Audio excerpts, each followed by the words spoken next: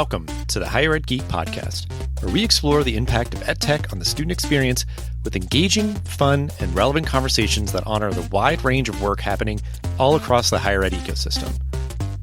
I'm your host, Dustin Ramsdell. I've been working in and around higher ed for the past decade, focused on student support and digital experience. Join me every week for discussions with some of the best minds in education technology who will be bringing you their perspectives on how digital transformation is reshaping the way we recruit, engage, and graduate learners. You'll hear firsthand accounts of how institutional leaders are developing their strategy, as well as get deeper on the stories of how these EdTech tools are being built to foster better student outcomes. With that, let's get to today's episode. Hello, everyone, and welcome back to another amazing episode of the Higher Ed Geek Podcast, recorded live here on the show floor at Illumia Momentum in Nashville. We are winding down our time. This is our next to last interview on day two. Things at the event are, I feel like getting a little quieter, slowing down a little bit, but we're grateful to have a member of, they're at a booth I've been staring at the whole time I've been here, that is in kind of the security access space, something that we've not really covered so far while we've been here. So I'm excited to get into this because it is that sort of balance of like hardware and software and all these kind of interesting things. So Jeff, if you want to just kick us off, as we usually do, kind of introduce yourself, your role in the work that your organization does. Good afternoon, everyone. My name is Jeff Koziol. I'm with Allegion, and I've been working in the higher ed space for about 20 years. It's kind of my sole focus, increasing the security experience, but also improving, enhancing the user experience for students and those people that use our types of devices. Allegion as a company is kind of an extent. So also in front of us is the Genea booth, and yes. Not too far down is the S2 booth, and then the legacy CS Access system. So these are all access control companies. We actually manufacture the devices that are managed by those same three systems and many others to kind of extend that access experience beyond perimeter doors and such. Yeah, and I think, there's a lot of interesting dynamics that we can explore here. Certainly that kind of, again, harmony of kind of hardware, software, and that sort of thing, but even just sort of, certainly from your perspective, working in the space for a long time, just sort of like, just a lot of trend lines and stuff. But I think just, as we're winding down with this event, before we get too far with the rest of our conversation, just any reflections on a lot of the conversations that you're having, any sessions maybe that you all were facilitating or that you went to, just any reflections on the event as we're, in the tail end of it. Well, this is my second event where the two companies have come together, and it's always tough bringing together two industry giants like Seaboard and Transact, the legacy clients. And I would say that it's obvious that they have bridged the values, the value prop of the two companies this conference compared to a year ago. A lot of excitement, the one CEO, the one face, the new name. It's clearly apparent that 2026 going forward, the organization is going to be a lot more unified going forward than what it was a year ago, which wasn't too far removed from the two companies, being announced to come together. Yeah, it is great. And I can tease for folks that we will have a conversation exploring that a little bit more in depth. That is our final conversation at this event. But it is a really interesting thing. I think because there's even like another podcaster here for like the healthcare stuff. So like still acknowledging like two major constituencies, but obviously there's so much kind of, overlap and synergy or just sort of, the grappling sort of with similar issues and stuff. But I'll kind of ask a broad question then, I guess, that idea of the hardware and the software. I think that's kind of a through line through a lot of the companies that are here is maybe, that are on one side or the other, but that's the idea of like, nowadays you need to be able to have, sophisticated access hardware in whatever form it takes that is integrated with your kind of digital infrastructure to make sure who's doing what, where, when, and how, and be able to kind of do analytics on that data to kind of follow trends around issues students may be having and ways that you can be proactive. So I'm just curious, like, how you've seen those kind of be playing out, and we'll kind of, break things down a little bit further, but that idea of like the journey that institutions have been on to, really embrace this digital transformation that, is kind of the harmony of, in-person physical spaces with, kind of the augmentation of these like different digital tools and platforms. So a lot of what we do with our devices and some of the other people that kind of play in a very similar space is we feedback, door data, information, events kind of happening at the doors back to some of these other systems.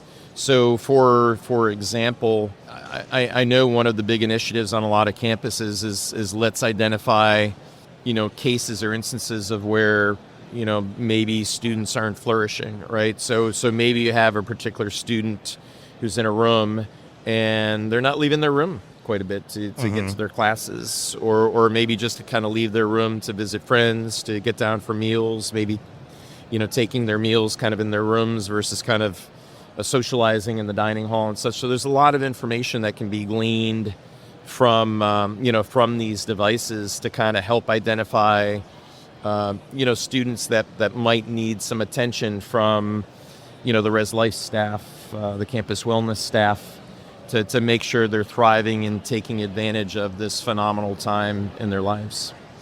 Yeah, and I think like those are just kind of the clear examples. And I mean, it's even that idea of like you utilizing these sort of tools and everything and kind of going down this path enables so much opportunity. Those are like the big ones. And I think where, even some institutions are still sort of, I think, working towards that and know that that's kind of the end goal that can really, I think justify on sort of a return on investment piece of like we could be more proactive with retaining and increasing kind of the student satisfaction with their experience and everything. But I think it's kind of that idea too, where we were speaking briefly before we hit record here around some of the gaps where like, the way that you're kind of working down this path is maybe you have, digital access on the perimeter, but then like keys for the door, so it's kind of like, we know they went in the building and maybe when they went out or something and, checked in somewhere else, tapped to get in some other building, but then it's like a huge gap of like them going into their room or whatever else. So like, I guess speaking to that of like those sort of like pain points and growth points and areas of opportunity to, that institutions are going on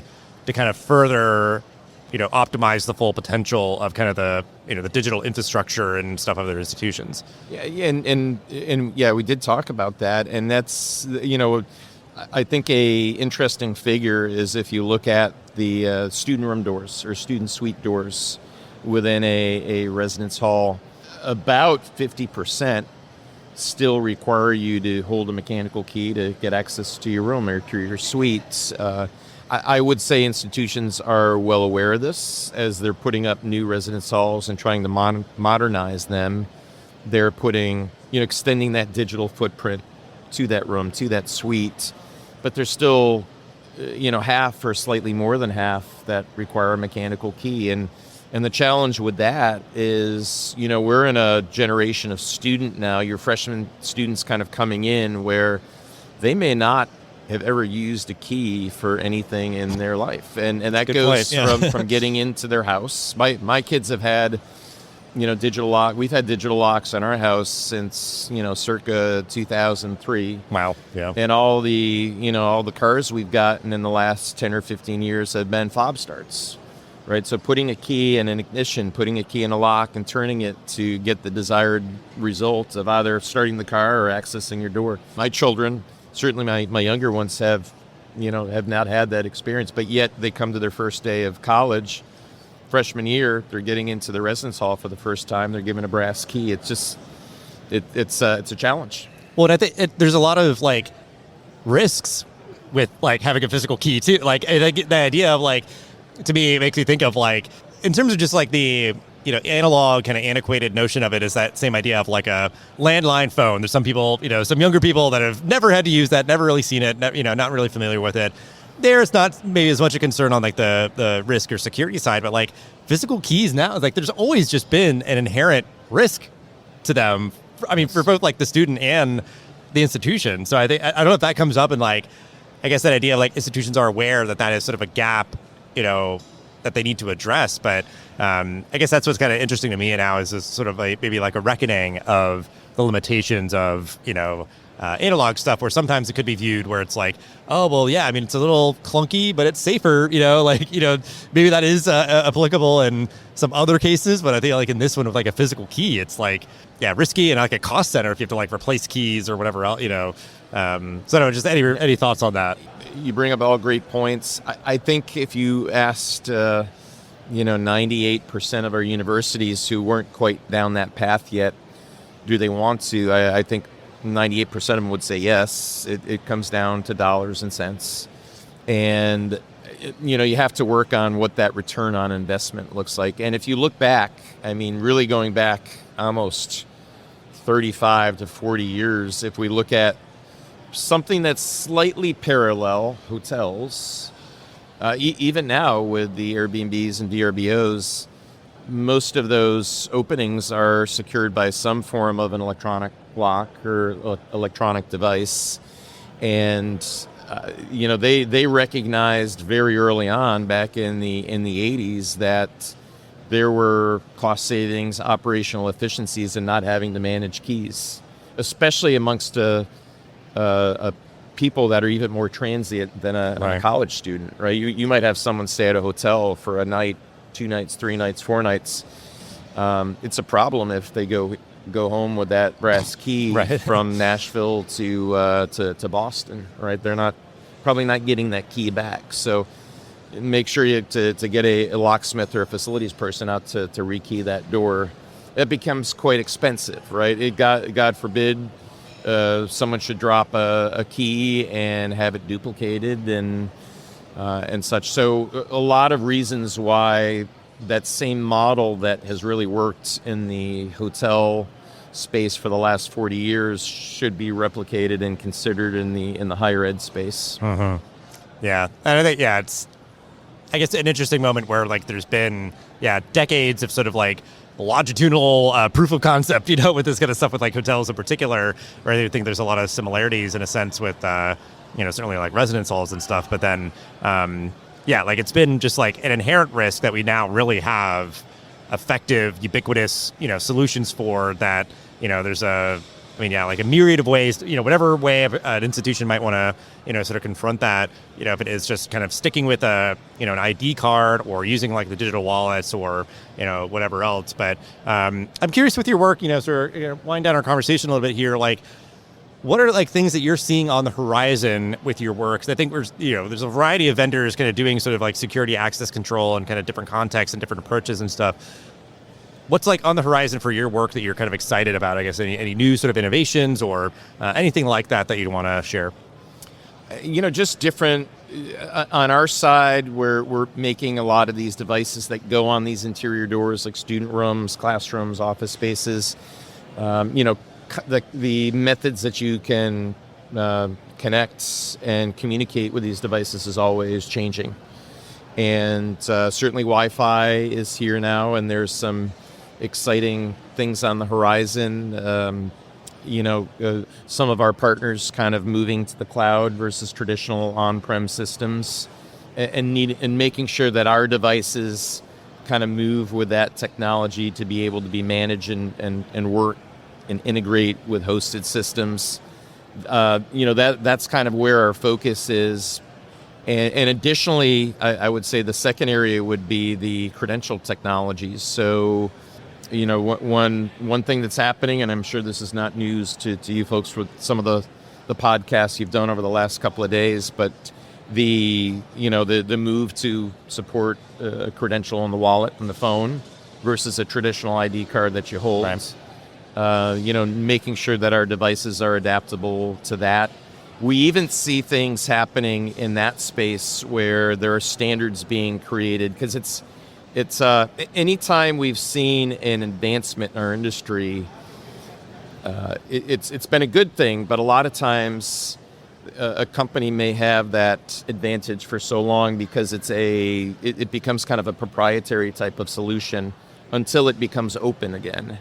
And we're seeing some things. Allegion is part of a group, and HID, one of our competitors, is part of a group called the Connectivity Standards Alliance. And that group is really working hard to make sure that some of these same technologies we're talking about have open standards and don't create a proprietary type of situation, but kind of an open situation that we're kind of a rising tide raises all ships, not the people that got there first.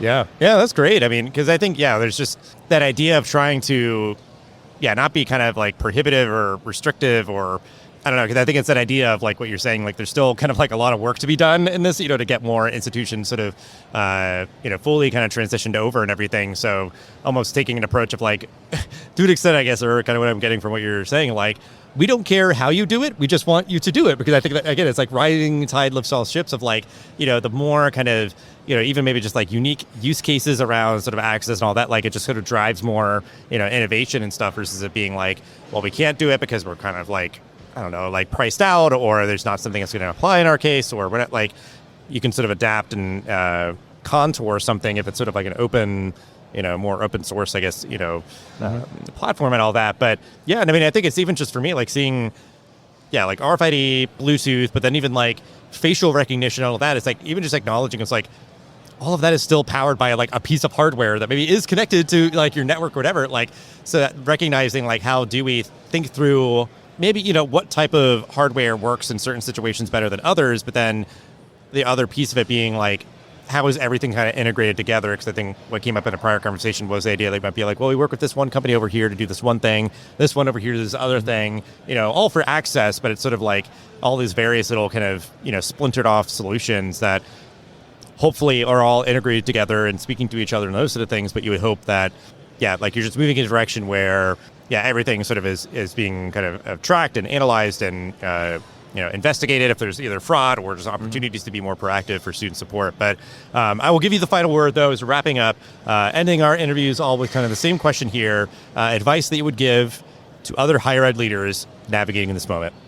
Talk to, unless you're that bleeding edge company who's the first to go, talk to those that have done. I think the higher ed community is an awesome community in terms of collaboration, and it's more about collaboration than competition. So you have at your disposal universities and colleges and then vendor partners like an Illumia and all the people that we see here in the booth here.